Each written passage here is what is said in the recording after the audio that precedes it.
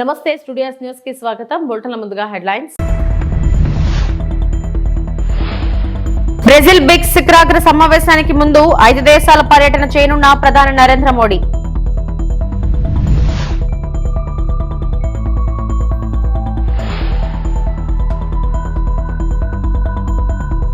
తప్పుడు ప్రచారాలు చేయడంలో వైసీపీ దిట్ట, ఏపీ హోమ్ మినిస్టర్ అనిత.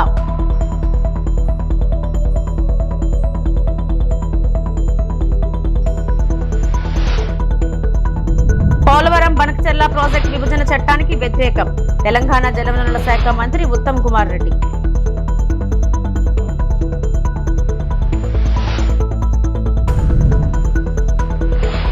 శ్రీశైలం జలాశయానికి కొనసాగుతున్న వరద ప్రవాహం.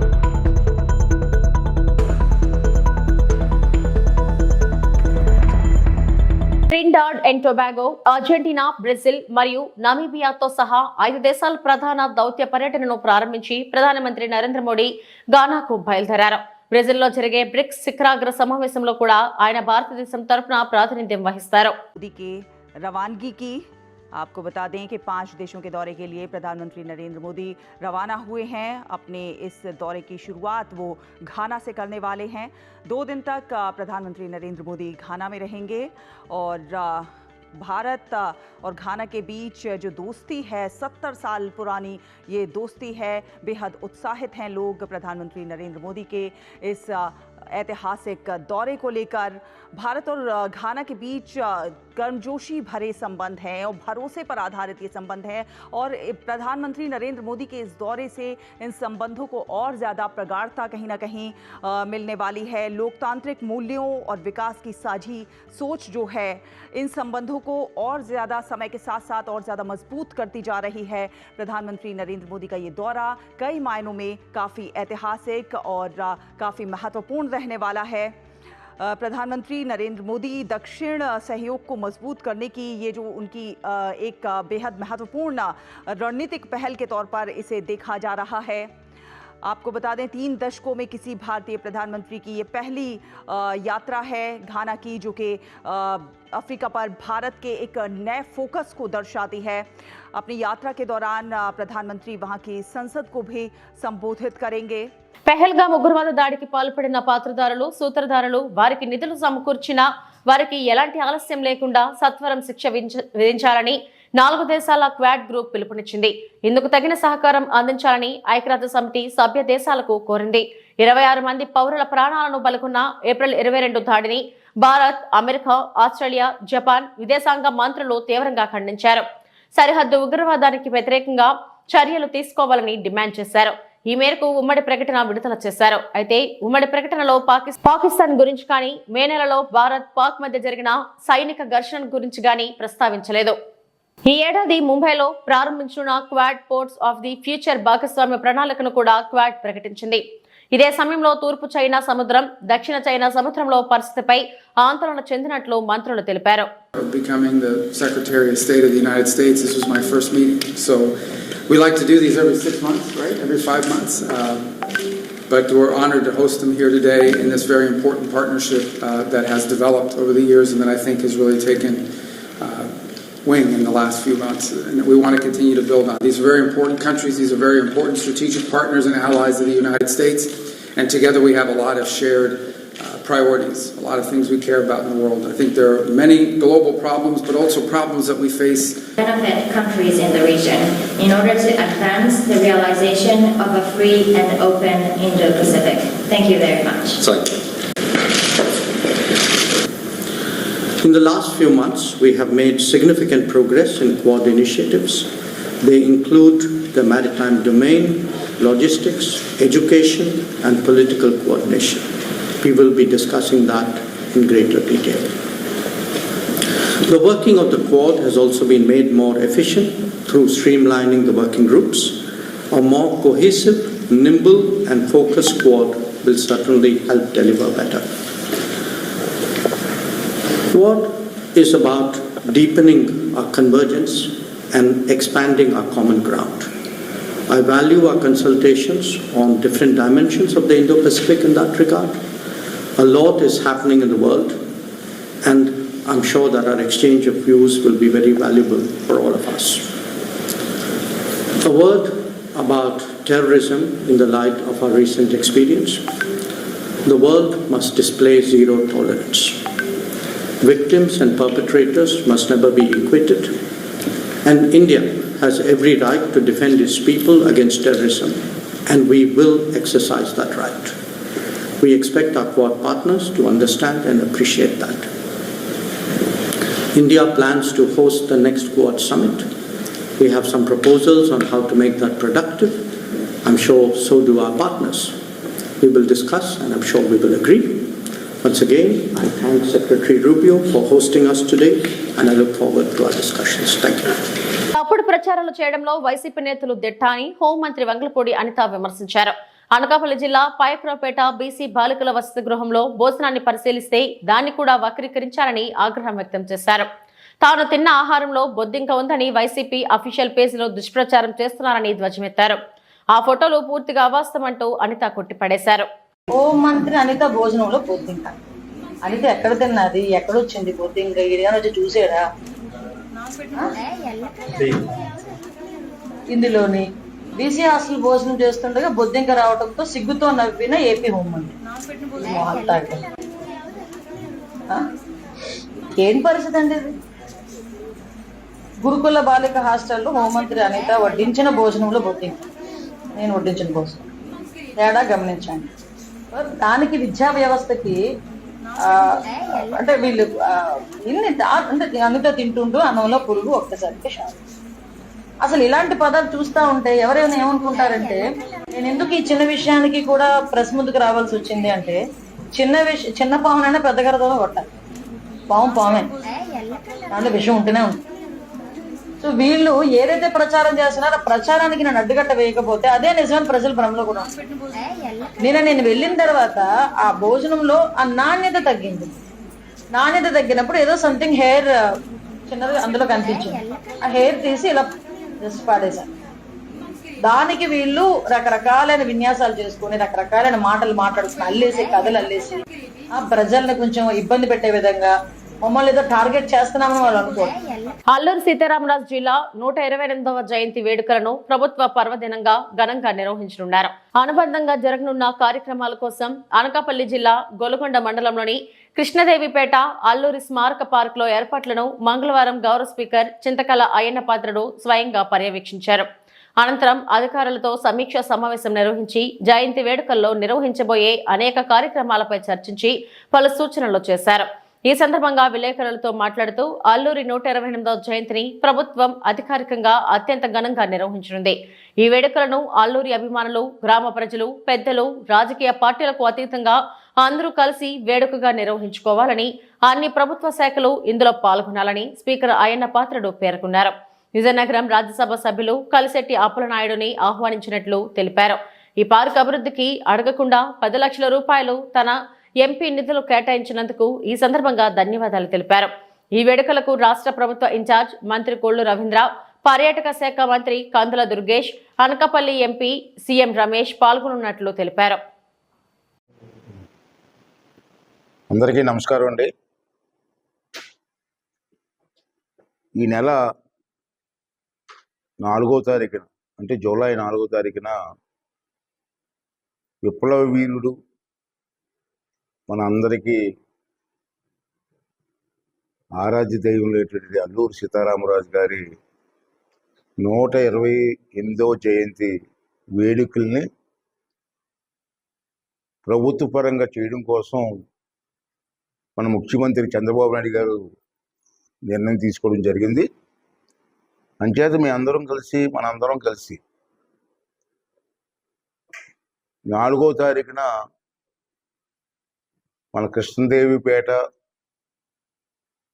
గ్రామంలో అల్లూరి సీతారామరాజు గారి పార్కులో అతని జయంతి కార్యక్రమాన్ని ఘనంగా చేయాలని చెప్పి పెద్దలందరూ కూడా నిర్ణయం తీసుకోవడం జరిగింది. అంచేత ఆ కార్యక్రమానికి మన ప్రాంతంలో ఉన్నటువంటి అల్లూరి సీతారామరాజు గారి అభిమానులు, పెద్దలు, అందరి పార్టీ నాయకులు కూడా వచ్చి ఆ కార్యక్రమాన్ని విజయవంతం చేయవలసిందిగా నేను మనస్ఫూర్తిగా కోరుకుంటున్నాను. అందరూ రండి, మన అభిమాన విప్లవ వీరుడు అల్లూరి సీతారామరాజు జయంతిని ఘనంగా చేసుకుందాం. అందరూ ఉదయం 10 గంటలకే వచ్చి ఆ కార్యక్రమం అయ్యే వరకు ఉండి ఆ కార్యక్రమాన్ని విజయవంతం చేయవలసిందిగా కోరుకుంటున్నాను. అలాగే మన ప్రాంతంలో ఉండే అధికారులు కూడా, అన్ని డిపార్ట్మెంట్ తాలూకు అధికారులు కూడా వచ్చి మీరు కూడా పార్టిసిపేట్ చేసి ఈ కార్యక్రమాన్ని విజయవంతం చేయవలసిందిగా కోరుతున్నాను. ఈ కార్యక్రమానికి మన ఇన్ఛార్జ్ మంత్రి గారు రవీందర్ గారు, అలాగే మన టూరిజం మంత్రి గారు, మన అనకాపల్లి ఎంపీ గారు, ఈ కార్యక్రమంలో మరో ముఖ్యమైన వ్యక్తి విజయనగరం ఎంపీ గారు అప్పలనాయుడు గారు, కలిశెట్టి అప్పలనాయుడు గారు అని ఆ ప్రాంత ఎంపీ గారు, వారిని కూడా నేను ఇన్వైట్ చేశాను. ఎందుకంటే వారు నేను అడగకపోయినా అల్లూరి సీతారామరాజు గారి పార్క్కి తన ఎంపీ నిధుల నుంచి 10 లక్షల రూపాయలు ఇవ్వడం జరిగింది ఈ పార్క్ డెవలప్మెంట్ కోసం.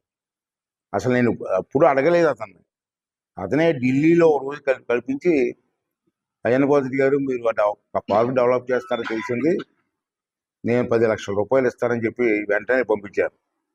అంచేత వారిని కూడా ఆ రోజు రమ్మని ఇన్వైట్ చేశాను, వారు కూడా వస్తున్నారు.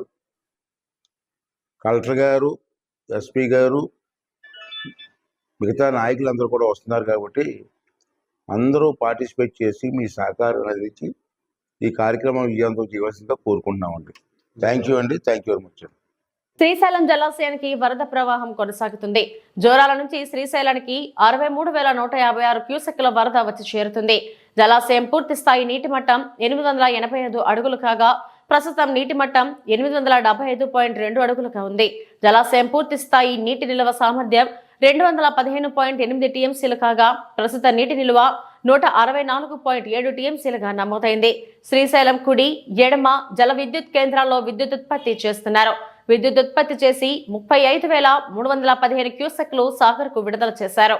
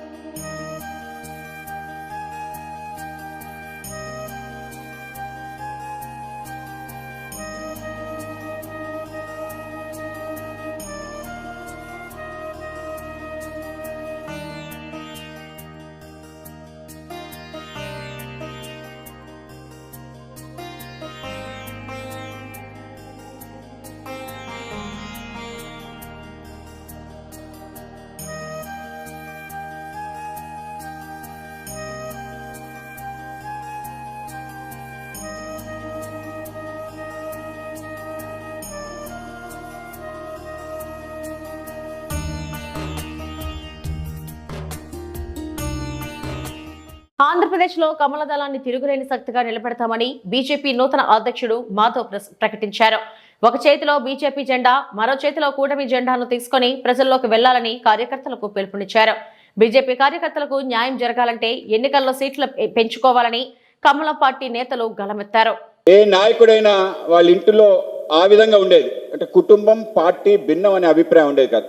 కనుక తనకి పిల్లలు పుట్టిన ఆ పిల్లల పేర్లు మన నాయకుల పేర్లే పెట్టుకునేవాడు. సో అటువంటి మమేకమై పనిచేసిన ఆ నేపథ్యంలో నేను రావటం జరిగింది.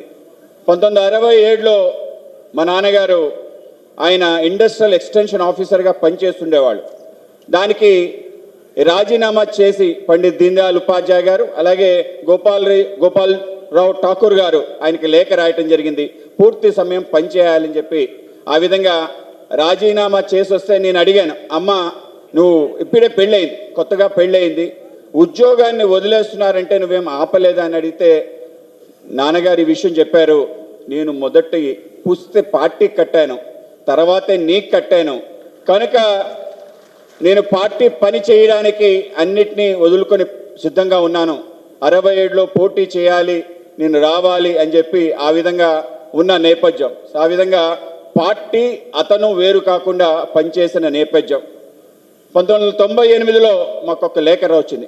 నాన్నగారు మిత్రుడు లక్ష్మీనారాయణ గారని కలకత్తాలో ఉంటాడు. ఆయన ఆ లేఖ రాయటం జరిగింది.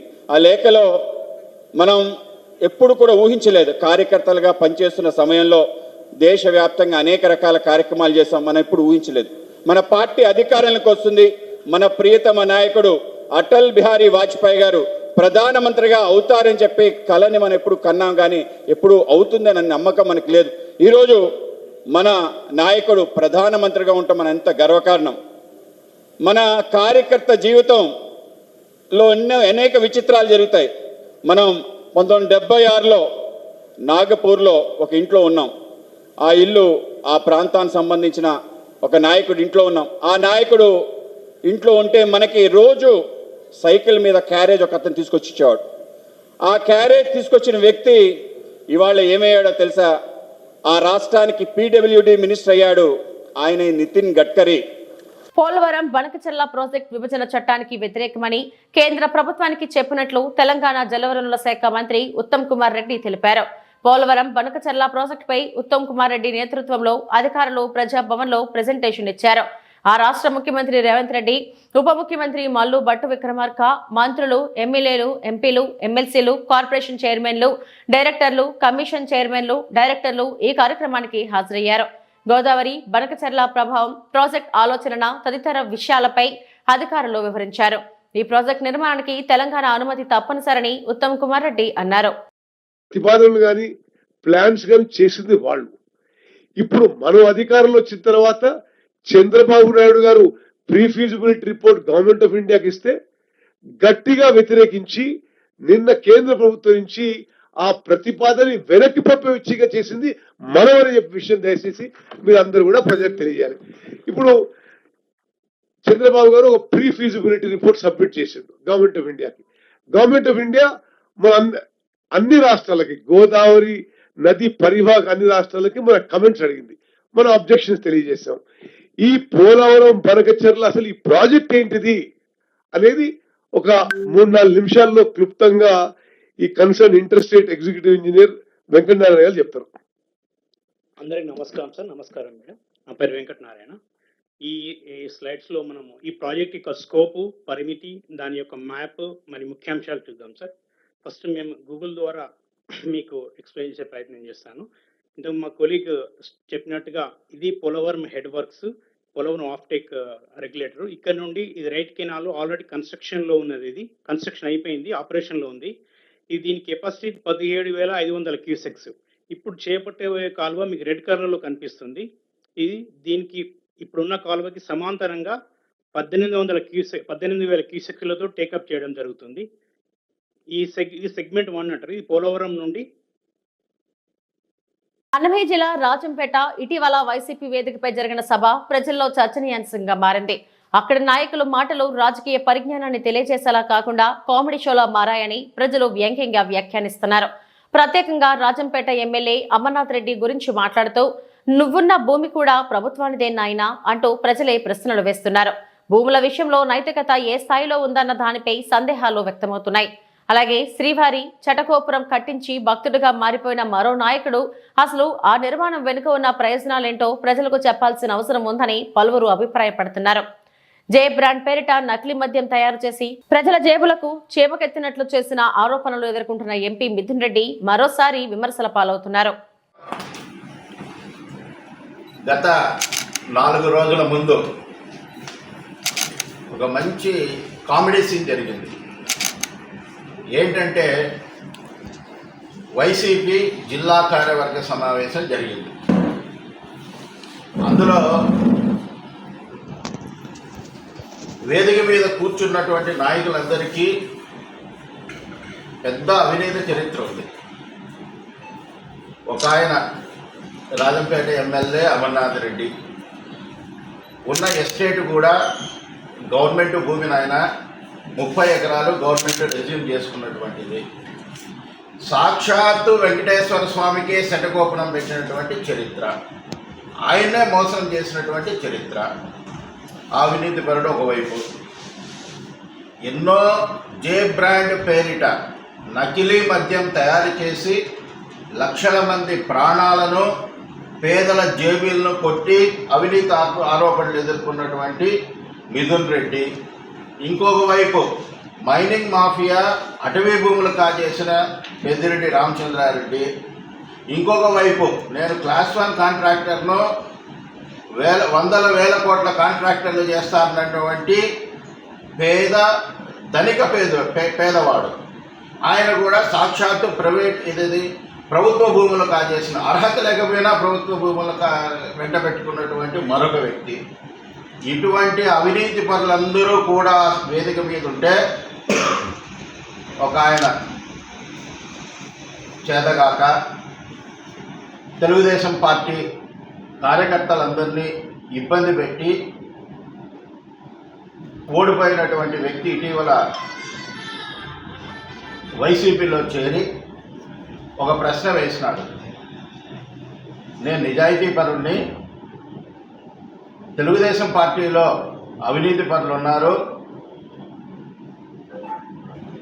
కాబట్టి నేను పార్టీ వీడినాను. ప్రమాణం చేయమన్నారు. మేము ప్రమాణాలు చేయాల్సింది ప్రజలకు జవాబుదారీగా మేము ఉన్నాం. తెలుగుదేశం పార్టీ మంచి పార్టీ కాబట్టి దేశంలో ఎక్కడా లేనటువంటి మెజార్టీని ప్రజలు ఇచ్చినారు, ప్రజలు నమ్మినారు. మా గురించి మేము చెప్పుకోవాల్సిన అవసరం లేదు. నువ్వు ఆ పార్టీలో చేరే ముందు అక్కడ ఉన్నటువంటి ప్రజాప్రతినిధులు 5 సంవత్సరాల పాటు అవినీతి చేయలేదని ప్రమాణ స్వీకారం చేసిన తర్వాత ఆ పార్టీలో చేరినావా? కాబట్టి ఇదంతా ఎట్లా ఉందంటే దయాలు వేదాలు వల్లించినట్లుగా ఒక హాస్యాస్పదంగా కనబడింది.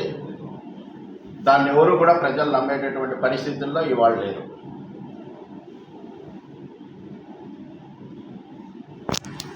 ఏలూరు పరిపాలనా దక్షుడైన ముఖ్యమంత్రి నారా చంద్రబాబు నాయుడుతోనే రాష్ట్ర అభివృద్ధి సాధ్యపడుతుందని ఎంపీ పుట్టా మహేష్ కుమార్ తెలిపారు.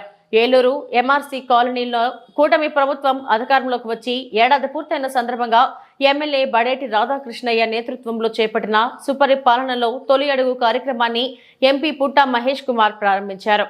APCOB chairman Ganni Veeranjaneyulu, municipal corporation chairperson Sheikh Noorjahan, డిఏలూరు urban development corporation chairman Peddaboina Sivaprasad, APSRTC zone chairman Reddy Appalanaidu, అధికారులు, కూటమి నాయకులు, ప్రజాప్రతినిధులతో కలిసి ఇంటింటికి వెళ్లి కరపత్రాలు పంపిణీ చేశారు. ముఖ్యమంత్రి నారా చంద్రబాబు నాయుడు నేతృత్వంలోని కూటమి ప్రభుత్వం అధికారంలోకి వచ్చిన ఏడాది కాలంలో చేపట్టిన అభివృద్ధి సంక్షేమ పథకాలను ఎంపీ పుట్టా మహేష్ కుమార్ వివరించారు. ఇంటింటి పర్యటనలో భాగంగా ఎంపీ పుట్టా మహేష్ కుమార్ ప్రజల సమస్యలను అడిగి తెలుసుకుని పరిష్కారానికి చర్యలు తీసుకోవాలని అధికారులను ఆదేశించారు. అనంతరం ఎంపీ పుట్టా మహేష్ కుమార్ మీడియా సమావేశంలో మాట్లాడుతూ తల్లికి వందనం పథకం ద్వారా ప్రతి విద్యార్థికి 15,000 చొప్పున మంజూరు చేసిన ప్రభుత్వం తల్లుల ఖాతాల్లో జమ చేసిందని తెలిపారు. ఎన్టీఆర్ భరోసా పథకం కింద వృద్ధులు, వితంతువులకు 4,000, దివ్యాంగులు, కుష్టు రోగులకు 6,000, కిడ్నీ, కాలేయం, తలసేమియా బాధితులకు 10,000, పూర్తి వైకల్యం ఉన్నవారికి 15,000 చొప్పున ప్రతి నెల తమ ప్రభుత్వం మంజూరు చేస్తుందని ఎంపీ పేర్కొన్నారు. దీపం పథకం ద్వారా అర్హత కలిగిన ప్రతి ఒక్కరికి ఏడాదికి 3 గ్యాస్ సిలిండర్లు ఉచితంగా పంపిణీ చేస్తున్నట్లు ఎంపీ స్పష్టం చేశారు. ఇలా ఎన్నో సంక్షేమ పథకాలు అమలు చేయడంతో పాటు రాజధాని అమరావతి, పోలవరం ప్రాజెక్టు నిర్మాణ పనులను ప్రభుత్వం వేగవంతం చేస్తుందని అన్నారు. అందరికీ నమస్కారం అండి. ఇవాళ 1 ఇయర్ కూటమి పాలనలో చాలా వరకు అభివృద్ధి కార్యక్రమాలు చేశాం. అలాగే చాలా వరకు స్కీమ్స్ కూడా సూపర్ 6 స్కీమ్స్ చేయడం జరిగింది.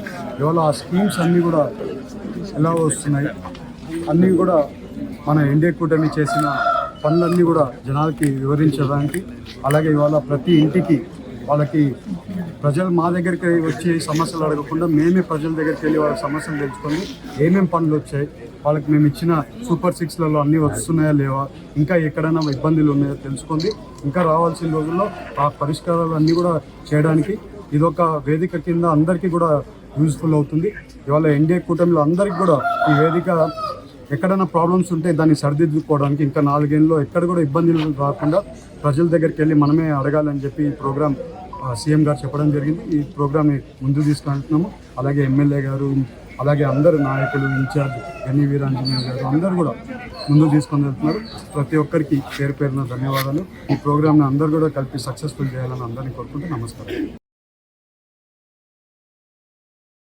తోటి కళాకారుని పాకీజాకు పవన్ కళ్యాణ్ ఆర్థిక సాయం. దీనస్థితిలో ఉన్నానంటూ నటి పాకీజా చేసిన వీడియో చూసి డిప్యూటీ సీఎం పవన్ కళ్యాణ్ చలించిపోయారు. ఆమెకు 2 లక్షల ఆర్థిక సాయం ప్రకటించారు. ఇవాళ మంగళగిరిలోని జనసేన కార్యాలయంలో ప్రభుత్వ వైప్ హరిప్రసాద్, ఎమ్మెల్యే గిడ్డి సత్యనారాయణ ఆమెకు 2 లక్షల చెక్కును అందించారు. తనకు సాయం అందించిన పవన్ కు కృతజ్ఞతలు చెప్పిన ఆమె, చిన్నవాడైనా ఎదురుగా ఉంటే పవన్ కాళ్ళు మొక్కుతానని భావోద్వేగానికి లోనయ్యారు. డిప్యూటీ సీఎం గారు తమ్ముడు పవన్ కళ్యాణ్ గారికి నమస్కారం. నేను పాత కామెడీ యాక్టరు పాకిజా. మీ అందరికీ, మన ఆంధ్ర ప్రజలు అందరికీ తెలుసు. నేను చాలా కష్టంలో ఉన్నాను. తినటానికి కూడా వీలు లేదు. ఒక తమిళనాడులో ఎవరు నన్ను పట్టించుకోలేదు. తమ్ముడు గారు, డిప్యూటీ సీఎం గారు పవన్ కళ్యాణ్ గారికి నేను చెప్పాను. వెంటనే నాకు ఆర్థిక డబ్బులు 2 లక్షలు సహాయం చేశారు. నాకు చిన్న తమ్ముడు కాలు పట్టుకుంటాను. ఏలేల జన్మానికి తమ్ముడు డిప్యూటీ సీఎంకు మర్చిపోను. నేను అప్పుడే ఇంటర్వ్యూలో సుమన్ టీవీలో చెప్పాను, నెక్స్ట్ సీఎం తమ్ముడు గారు పవన్ కళ్యాణ్ గారు అన్నాను. తమ్ముడు గారికి చాలా పెద్ద గొప్ప మనసు. నేను తమిళనాడులో పుట్టి పెరిగి ఆల్రెడీ అన్నయ్య, చిరంజీవి అన్నయ్య, నాగబాబు అన్నయ్య, మెగా పవర్ స్టార్ ఫ్యామిలీ, ఇప్పుడు వాళ్ళు ఫ్యామిలీతో నేను బతుకుతున్నాను. నేను ఆ భోజనం, నేను కట్టుకున్న చీరలు ఆ వదిన గారు ఇచ్చారు. అన్నీ మెగా పవర్ స్టార్ ఫ్యామిలీ అని డిప్యూటీ సీఎం పవన్ కళ్యాణ్ గారు వెంటనే, నేను నిన్ననే చెప్పాను, ఈవేళ పిలిచి 2 lakhs డబ్బులు ఇచ్చారు ఆర్థిక సహాయం. మేము ఉన్నామమ్మా అన్నారు. నేను తమిళనాడులో బతుకుతామా సస్తామా అని ఉన్నప్పుడు ఇక్కడ నుంచి నాకు ఫోన్ వచ్చింది జనసేన పార్టీ ఆఫీస్లో నుంచి. అది వచ్చి ఇమ్మీడియట్గా మీరు రండి అని చెప్పి నాకు వచ్చాను. చాలా సంతోషం. తమ్ముడు గారు పవన్ కళ్యాణ్ గారు, డిప్యూటీ సీఎం గారు నాకంటా చిన్న అని పర్లేదు, తమ్ముడు కాలు పట్టుకుంటాను ఎప్పుడు. వాళ్ళ ఫ్యామిలీ, నేను మెగా పవర్ స్టార్ ఫ్యామిలీ మర్చిపోనండి. నమస్కారం అండి, ఉంటాను. Thank you. ఇవి ఇప్పటివరకు నా బులెటిన్ అప్డేట్స్. నమస్తే.